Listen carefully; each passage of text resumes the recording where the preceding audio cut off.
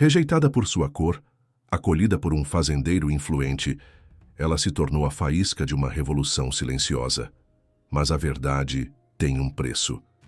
E em Vale das Flores, onde o passado está enterrado sob fortunas construídas sobre a injustiça, desenterrar a verdade pode custar tudo. Quem ousará desafiar o poder estabelecido? Quem pagará o preço pela redenção? Prepare-se para mergulhar em uma saga de amor, vingança e justiça, onde uma única mulher desafiou uma cidade inteira e descobriu que a verdadeira revolução começa no coração. Em breve, a história que vai incendiar sua alma e mudar sua percepção sobre o que significa pertencer. E você?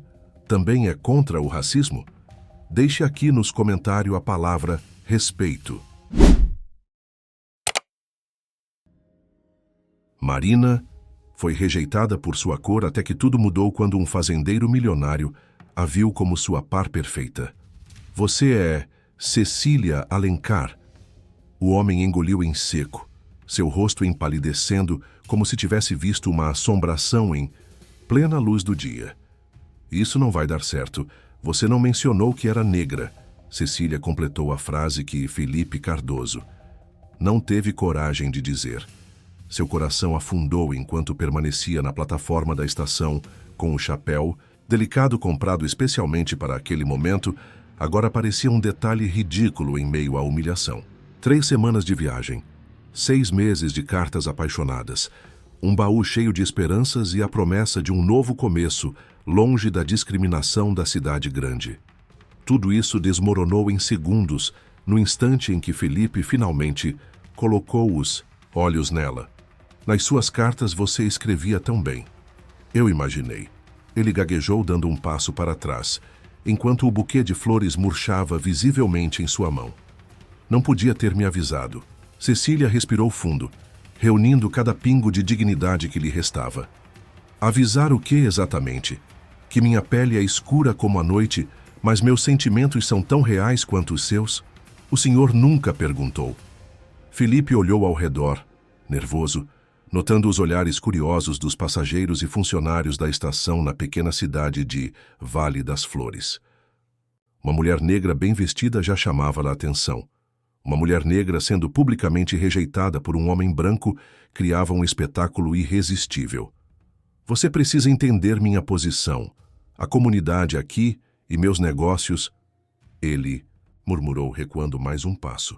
Sua voz estava carregada de insegurança, e os olhos nervosos não conseguiam se fixar em Cecílias. Eu não tenho para onde voltar, disse ela, a voz firme apesar do tremor interno. Gastei todas as minhas economias para chegar até aqui. Felipe enfiou a mão no bolso e tirou algumas notas amassadas. Isso deve cobrir um lugar para ficar por uns dias até você resolver sua situação. A oferta era tão desdenhosa que Cecília sentiu uma onda de raiva em seu peito.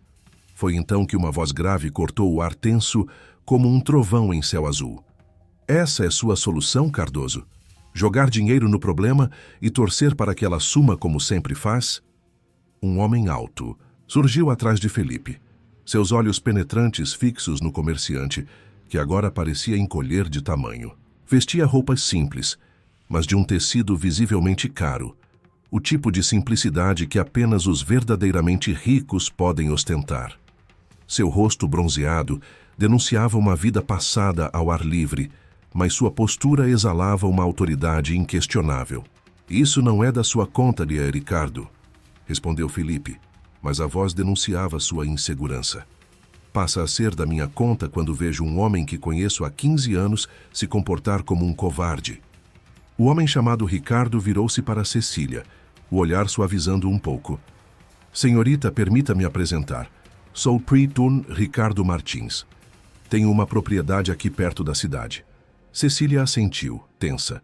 Por experiência, sabia que gentilezas de estranhos muitas vezes vinham com um preço oculto. Se me permite o atrevimento, continuou Ricardo, ofereço-lhe hospedagem em minha casa até que decida seu próximo passo.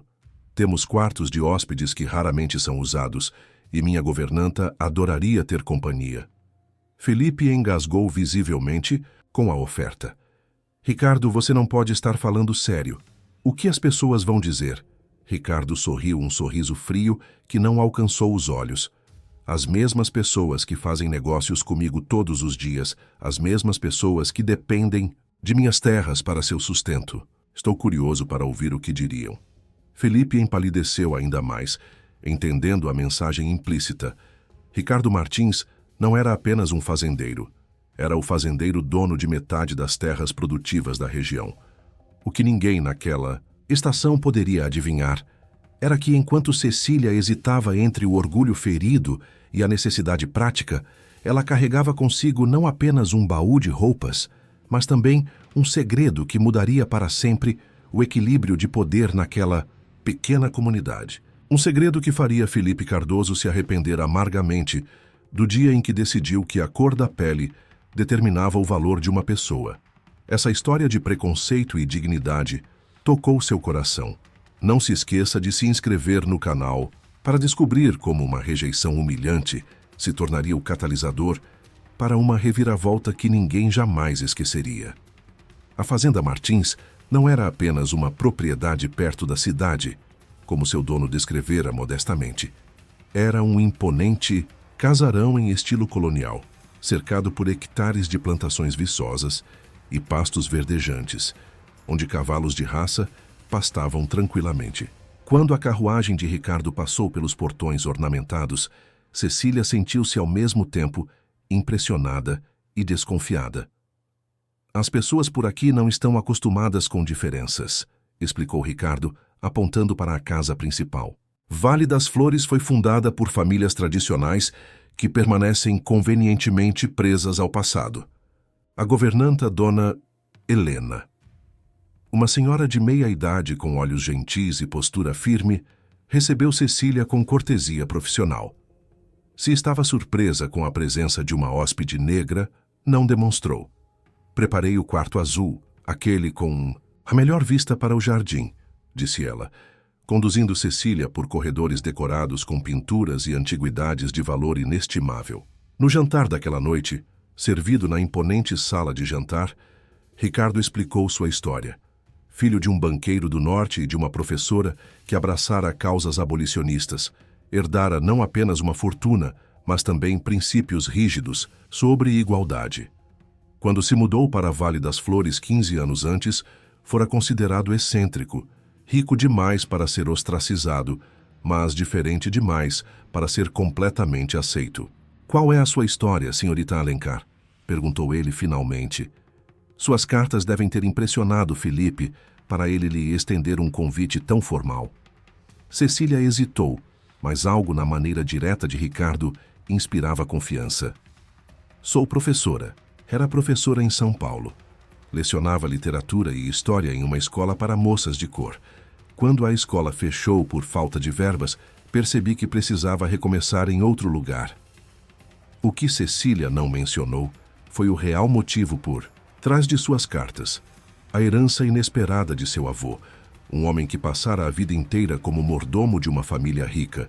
Uma herança que incluía não apenas moedas de ouro cuidadosamente guardadas, mas também documentos antigos que poderiam mudar o destino de certas terras na região de Vale das Flores, documentos que ela escondera em um fundo falso de seu baú. Nos dias que se seguiram, Ricardo deu a Cecília algo raro: espaço para pensar. A biblioteca do casarão era um tesouro de conhecimento, e ela mergulhou em livros sobre história local, geografia e as leis da região. Quando questionada sobre seus interesses, sorria e dizia que estava ampliando seus horizontes. Uma semana após sua chegada, a notícia de sua presença havia se espalhado pela pequena cidade. As visitas ao casarão Martins aumentaram subitamente. Vizinhos curiosos, esposas de comerciantes, até o reverendo local, todos de repente se lembrando de assuntos urgentes para discutir com Ricardo. "Olha só isso", Ricardo murmurou durante o chá da tarde, depois que uma delegação particularmente óbvia partira. "Você se tornou a atração local sem nem mesmo colocar os pés na cidade." Cecília sorriu amargamente. "Eu sempre fui uma atração, senhor Martins. A diferença é que agora tenho uma xícara de porcelana na mão enquanto sou observada." Foi durante uma dessas visitas que Felipe Cardoso finalmente criou coragem para aparecer. Chegou sem avisar, chapéu na mão, o rosto uma máscara de falsa preocupação. Ricardo, cumprimentou nervoso. Vim apenas ver se a senhorita Alencar está confortável. Absolutamente encantada, respondeu Ricardo secamente. Por que não pergunta a ela pessoalmente? O rosto de Felipe empalideceu quando Cecília entrou na sala, vestindo um dos elegantes vestidos que Dona Helena ajustara para ela. Não mais a mulher exausta e humilhada da estação, mas uma dama que se movia com confiança e propósito. Senhor Cardoso, cumprimentou-o friamente. Que surpresa inesperada, senhorita Alencar. Felipe mexia no chapéu entre as mãos.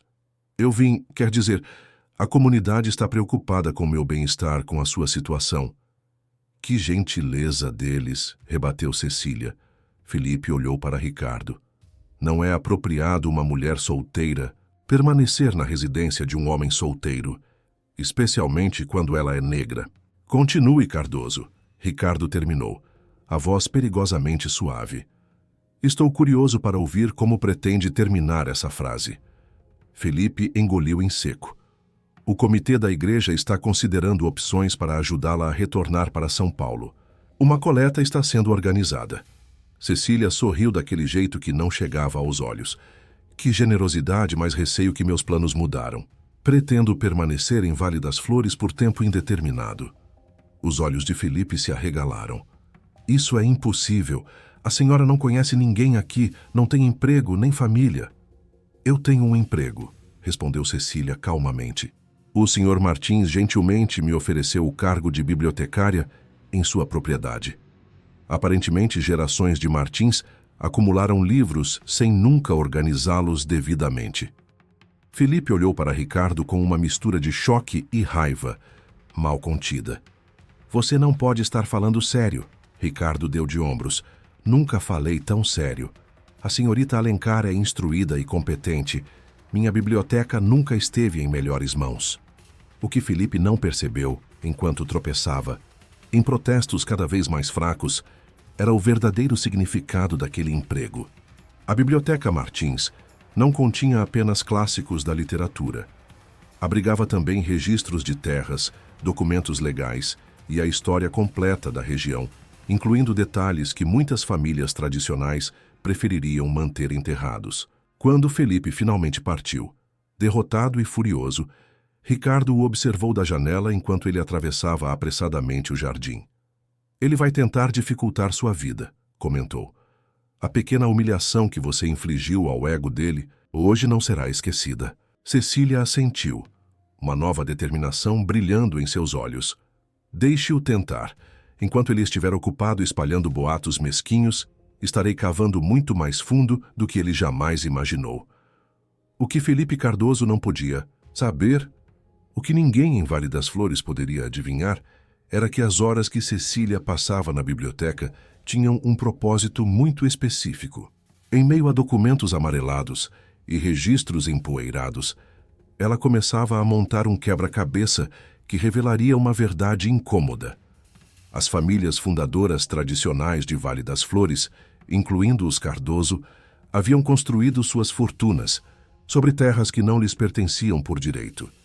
Durante semanas, Cecília pesquisa e organizou documentos. Ela aninhava-se entre as estantes de livros, imersa nas histórias de seus antepassados e na luta que eles enfrentaram. Suas noites eram longas, mas sua determinação a mantinha acordada.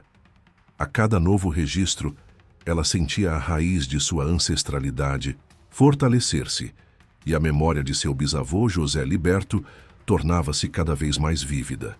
Cecília também fez amizade com Marta Neves, a diretora da nova escola comunitária que fora criada por Ricardo em um esforço para apoiar a educação local. Marta era uma mulher sábia e solidária, e se tornou uma importante aliada de Cecília. Elas trocavam ideias e discutiam planos que poderiam beneficiar a comunidade. Juntas podemos fazer a diferença, Cecília, dizia Marta, seus olhos brilhando de entusiasmo. Se conseguirmos organizar um programa de bolsas, poderemos oferecer educação para tantas crianças que não têm oportunidades. Cecília sorriu, sua esperança renovada. Sim, e também precisamos cuidar das histórias. As crianças devem conhecer suas raízes para que possam lutar por um futuro melhor. Enquanto isso, os rumores sobre a presença de Cecília e sua relação com Ricardo começaram a se espalhar. Felipe, determinado a desacreditá-la, começou a semear desconfiança na comunidade. Aquilo não é natural, repetia para quem quisesse ouvir. Uma mulher como ela não pode ocupar espaço entre nós. O que Felipe não esperava era a resistência da comunidade, que começou a se unir em torno de Cecília e seu propósito. Muitos reconheciam a injustiça histórica que havia sido sofrida por seus antepassados e apoiavam a ideia de uma fundação que poderia reverter essas injustiças. O respeito que Cecília conquistou pelo seu caráter e dignidade começou a superar o preconceito. Finalmente, um mês após sua chegada, Cecília decidiu que era hora de levar sua luta adiante. Com o apoio de Marta e Ricardo, organizou uma reunião pública na Praça Central de Vale das Flores. Cartazes foram distribuídos, convidando todos a comparecer. Naquela noite, o céu estava claro e as estrelas pareciam brilhar mais intensamente enquanto mais de 200 pessoas se reuniram na praça. Cecília ficou em pé diante da multidão, seu coração batendo forte, mas sua voz firme. Estamos aqui para discutir não apenas nosso futuro, mas também nosso passado. A história de José Liberto é a história de muitos de nós. Uma história que foi apagada, mas que agora deseja ser ouvida. Um murmúrio de apoio percorreu a multidão. Cecília continuou. Eu não sou apenas uma mulher que veio de longe, mas uma herdeira de uma luta que começou há gerações. Nossos antepassados trabalharam incansavelmente para construir esta terra. E é hora de reivindicarmos o que é nosso. Felipe, que havia comparecido à reunião, estava visivelmente nervoso. Ele tentava protestar contra as palavras de Cecília, mas o apoio à sua causa tornou-se tão forte que ele logo se viu isolado, incapaz de interromper a onda de apoio que surgia da multidão. Estou propondo a criação de uma fundação comunitária, disse Cecília, que beneficie todos os cidadãos de Vale das Flores. Uma fundação que investirá em educação, saúde e moradia, para que as futuras gerações não enfrentem os mesmos obstáculos que nossos antepassados encontraram. Mais aplausos e gritos de apoio ecoaram, e aqueles que anteriormente hesitavam em se unir à causa começaram a se levantar. Estou dentro! Gritou um agricultor da multidão. Outro homem se uniu. Eu também. Vamos apoiar Cecília. A energia na praça era palpável. Felipe se afastou, percebendo que seu poder sobre a comunidade estava se desvanecendo. O apoio a Cecília se tornara avassalador, e ele sabia que sua posição estava em perigo. Quando a reunião terminou, Cecília e Ricardo trocavam olhares de determinação. Você fez isso, disse Ricardo com um sorriso genuíno. Você inspirou a comunidade de uma maneira que nunca poderia imaginar. Eu não fiz isso sozinha, respondeu Cecília. Esta é uma luta coletiva e, juntos, vamos corrigir os erros do passado. Na semana seguinte, a história da reunião foi destacada em jornais da região e, rapidamente, começou a atrair a atenção de ativistas e apoiadores de justiça social. O juiz Medeiros, que havia estado presente na reunião, decidiu agir em favor da proposta de Cecília. Ele convocou uma audiência para discutir a fundação proposta e receber apoio da Câmara Municipal. A cada nova reunião, Cecília se tornava não apenas uma voz, mas um símbolo de esperança e coragem. 5 semanas após a reunião, o salão da Câmara Municipal estava lotado com cidadãos e jornalistas. Cecília estava nervosa, mas sabia que este era um passo necessário. Ela se preparou para falar em público novamente, e sua fala refletia a determinação adquirida nos meses anteriores. Senhores e senhoras, começou ela, hoje estamos aqui para reconhecer que a história de nossa cidade está ligada a todos nós e que é nossa responsabilidade corrigir o que foi feito de errado. Assim que ela falou sobre a fundação e os benefícios que poderia trazer, houve murmúrios de apoio. Mas para cada voz favorável, havia também os ecos da oposição. Felipe e seus aliados tentavam desmerecer sua proposta, afirmando que os documentos eram falsos e que Cecília não tinha legitimidade. Mas a resistência dele era cada vez mais fraca diante da força da comunidade. Finalmente, após longas discussões e deliberações, a proposta da fundação foi aprovada por um voto esmagador. A Fundação Liberto foi oficialmente criada, e seu objetivo principal era promover a educação e o bem-estar social dos cidadãos de Vale das Flores. O juiz Medeiros, em seu discurso, afirmou: "Hoje, não apenas reconhecemos os erros do passado, mas também tomamos a responsabilidade de construir um futuro mais justo e igualitário." Enquanto os aplausos ecoavam, Cecília sentiu lágrimas se formando em seus olhos. Cada conquista era uma vitória não só para ela, mas para todos que haviam lutado por justiça. Quando a reunião terminou, ela foi cercada por amigos e apoiadores. "Você fez história", Marta exclamou, abraçando-a. "Não, nós fizemos história", respondeu Cecília, emocionada. "Isto é apenas o começo." As semanas se transformaram em meses, e a fundação começou a operar, fornecendo bolsas de estudo para crianças de comunidades carentes e criando programas de capacitação para adultos. Cecília se tornou uma referência em Vale das Flores, não apenas como líder, mas como uma fonte de inspiração. Sua história de rejeição se transformou em uma narrativa de superação que ressoou em toda a região.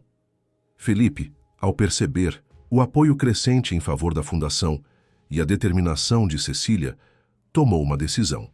Não poderia suportar a humilhação de perder para uma mulher que acreditava e representava tudo o que ele desprezava. Ele decidiu deixar Vale das Flores, vendendo suas propriedades e partindo para uma cidade vizinha. O orgulho que antes o sustentava estava agora em pedaços. Cecília nunca desejou que Felipe pagasse por sua rejeição, mas sim que aprendesse com isso. Ela frequentemente refletia sobre como a verdadeira transformação se baseava na capacidade de ver além das aparências e reconhecer a humanidade de cada pessoa. 6 meses após a formação da fundação, uma nova escola comunitária foi inaugurada, com o nome de Escola José Liberto. Cecília se encarregou de lecionar literatura e história, ensinando às crianças sobre sua herança e a importância do respeito mútuo. As aulas eram interativas e envolventes, e as crianças não apenas aprendiam sobre o passado, mas também como moldar um futuro melhor. Durante uma dessas aulas, uma aluna levantou a mão e perguntou: "Senhorita Cecília, por que você nunca se escondeu depois que o senhor Felipe a rejeitou?" Cecília sorriu, lembrando-se daquele dia. "Porque eu sabia meu valor e não permiti que alguém decidisse por mim. Todos devemos ser como árvores, com raízes profundas e copas que buscam o sol. As raízes nos lembram de quem somos, e as folhas nos levam a voar alto." Os alunos aplaudiram, e o entusiasmo pelo aprendizado gerou um ambiente caloroso e acolhedor. O espírito comunitário de Vale das Flores ressurgiu. As pessoas começaram a se unir e respeitar suas diferenças em um nível que nunca haviam experimentado antes. Cecília, agora casada com Ricardo, tornou-se uma figura admirada em toda a região. Os dois juntos formaram uma parceria que se estendia além das fronteiras da fazenda.